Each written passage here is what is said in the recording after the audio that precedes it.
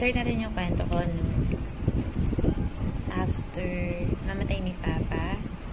Nang namatay si Papa,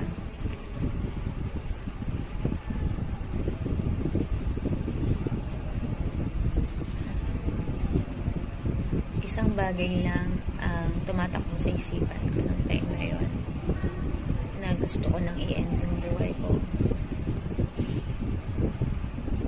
Gusto ko nang magpakamatay. As in, sobra. Na parang lagi may bumubulong sa akin na kailangan ko nang mamatay. Na wala akong kwentang anak.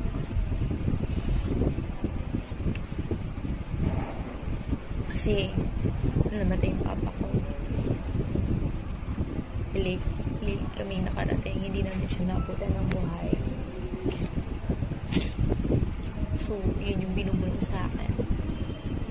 Na kailangan ka mamatay. Kasi,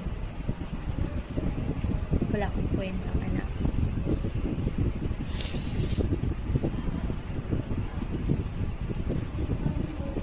Sobra, hindi ako pinapatahimik kuming gabi.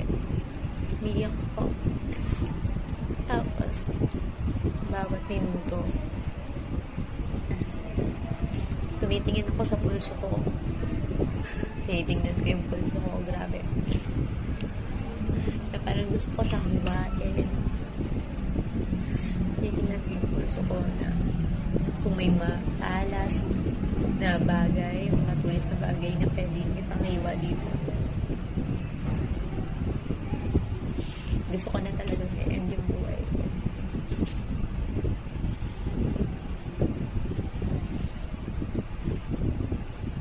Buti na lang si God. Nandiyan siya. As in, sobrang pinaglalaban niya ako.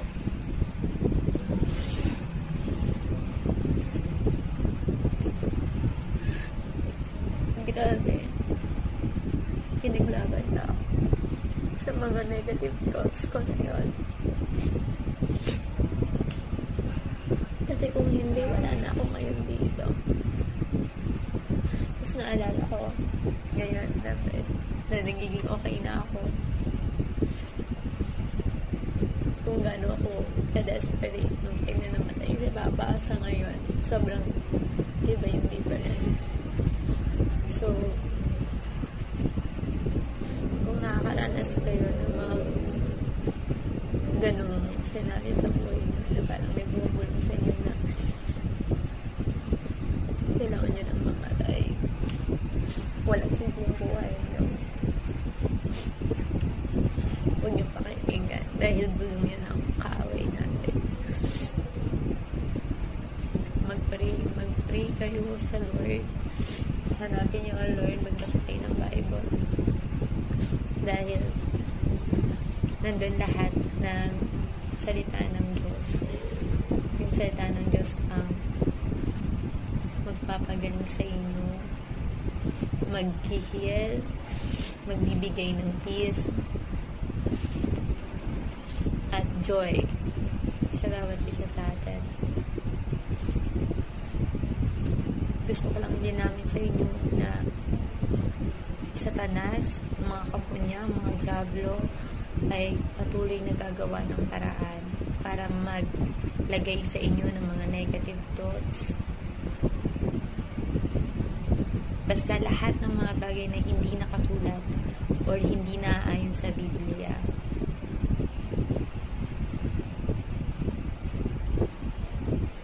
ay yung mga bagay na ibibigay sa atin ng diablo. Yung mga bagay na mabubuti ay galing sa Diyos. Mga bagay na masasama ay galing sa kaaway natin. Kaya kailangan natin maging matatag sa pananampalataya natin sa Diyos dahil meron tayong Savior. Ang Diyos Ama ay binigay sa atin ang kanyang anak na ating Panginoon at tagapagligtas. Kung tatanggapin natin si Jesus Christ na ating Panginoon at tagapagligtas, yung kaaway natin ngayon pa lang nanginginig na Dahil wala silang kapangyarihan sa buhay mo. Dahil tinalo na ng ating Panginoong Jesucristo ang masamang hari dito sa mundo. Yung naghahari dito sa sanlibutan ay matagal nang tinalo ng ating Panginoong Jesucristo. Binayaran na ng ating Panginoong Jesucristo ang ating kasalanan nung namatay siya sa krus ng Kalbaryo. Ang kailangan lang natin gawin ay tanggapin natin ang regalong ito sa atin ng ating Panginoong Jesucristo. At hindi lang yun ang binigay sa atin ng ating Panginoon. Binigyan din niya tayo ng gabay. Diba? Bukod sa salita ng Diyos, ang Bible, binigyan niya tayo ng Holy Spirit. Ang Espiritu ng Diyos, binigay niya sa atin. Ito ang magtuturo sa atin, magpapaunawa sa atin kung anong nasulat sa Bible, kung paano tayo mamumuhay ng naayos sa paningin ng Diyos. So, kung makikita niyo ngayon, diba? Yung iba dyan, baka sinasabi na nila na parang nababaliw ako. Pero, okay lang siguro sa akin na tawagin akong baliw. Baliw na baliw kay Lord. Off na yun. Alam mo, totoo nga yung nasa Bible na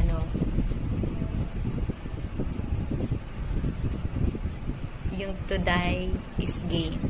Kasi sobrang ang daming kaluluwa na na-win. Nang nawala ka. Siguro, if ever na ako din, kunin din ako ni Lord. Masakali, diba? May mga tao din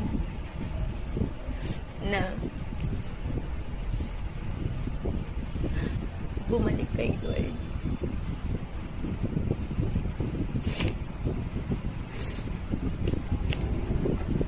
Etong iyak ko na to ay tears of joy. Sobrang happy ako dahil natagpuan ko ulit ang Diyos. Salamat po eh. Lagi ako magpapasalamat sa iyo kung buhay pa ilalangin ko sa iyo. Hindi na ako, totoo nga yun, nasa Bible, hindi na ako yung nabubuhay. Kundi ikaw nang nabubuhay para sa akin. Salamat po eh.